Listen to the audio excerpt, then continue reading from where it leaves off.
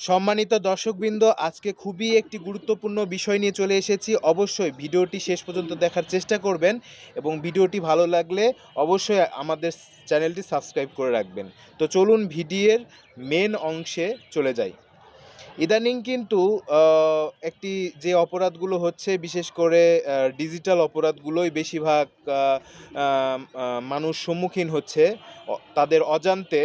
তো যারা imo use করেন তাদেরকে বলছি, সাবধান হয়ে যাবেন। অপরিচিত যদি কোনো ব্যক্তি আপনাকে কল করে তাহলে কখনোই রিসিভ করবেন না। কারণ অনেকে কি করছে যে আপনার ইমোতে কল করছে অপরিচিত কোনো ব্যক্তি এবং সেই ব্যক্তি কি করছে, ভিডিওটি রেকর্ড করছে। রেকর্ড করার পরে আপনাকে বিভিন্নভাবে হুমকি এবং হ্যারাসমেন্ট করার চেষ্টা করছে এবং আপনার কাছে টাকা দাবি করছে।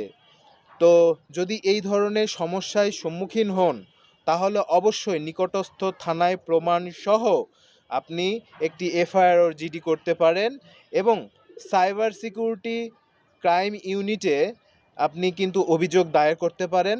তারা প্রতিনিয়ত এই ধরনের সমস্যাগুলো সমাধান দিয়ে থাকে। তো আপনারা এরকম ধরনের কোনো সমস্যার সম্মুখীন হলে অবশ্যই প্রমাণ নিয়ে আপনি নিকটস্থ থানায় অবশ্যই যাবেন।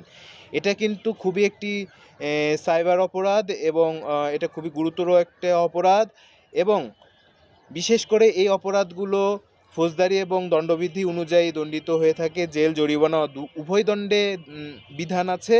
তো অবশ্যই আপনারা যদি এই ধরনের সমস্যার সম্মুখীন হন অবশ্যই নিকটস্থ থানায় যোগাযোগ করবেন এবং সাইবার ক্রাইম ইউনিটে অবশ্যই আপনার অভিযোগটি দায়ের করবেন।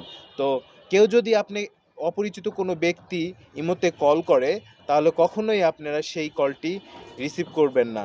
কারণ এখন কিন্তু ইদানিং কিন্তু এই অপরাধটা বিশেষ করে বেশি হচ্ছে, যার ফলে কিন্তু অনেকেই কিন্তু বিভিন্ন সমস্যার সম্মুখীন হচ্ছে। তো বিশেষ করে তারা কিন্তু যখন ইমোতে কল করার পরে ভিডিওটা রেকর্ড করার পরে আপনার কাছে টাকা দাবি করে। যদি আপনি টাকা না দিতে চান বলে যে আমি কিন্তু সোশ্যাল মিডিয়াতে আপনার ভিডিওটা ছেড়ে দেব।